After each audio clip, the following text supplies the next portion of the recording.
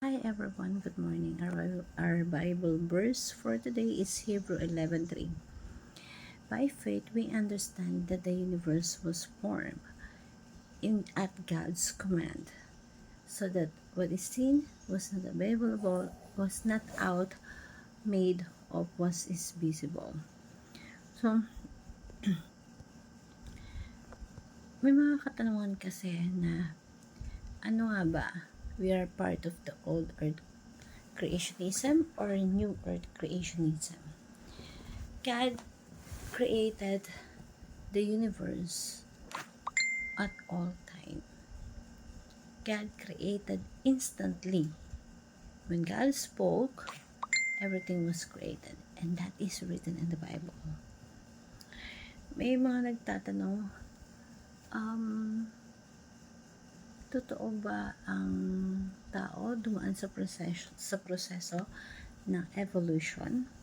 Kasi kung talagang dumaan ang tao sa proseso ng evolution, the question is, kailan ginawa si Adan? Anong time? Diba? So, maraming possible question, but God is God. There's nothing impossible when God created something because He can instantly can create things. Isang salita lamang yung mapangyayari niya lahat ng bagay. God created literally Adam and Eve. And sabi nga dito sa Psalms 33:6, by the word of the Lord, the heavens were made, their starry host by the breath of His mouth. So, hindi dumaan sa proseso si Eva at Adan. Literal ginawa si Eva at Adan. So, sabi sa Matthew 19:4-5, haven't you read? He replied, that at the beginning, the Creator made them male and female, and said, for these reasons man will leave his father and mother and be united to his wife, and the two will become one flesh. So, ang dami mga basis sa Word of God na God created the Word in the beginning pa lang. Kung maniniwala ka na ang tao ay dumaan sa proseso ng evolution, is kailan ginawa si Adan according to his image, diba? So, ibig sabihin, yung unang tao, nilikha talaga ng Diyos.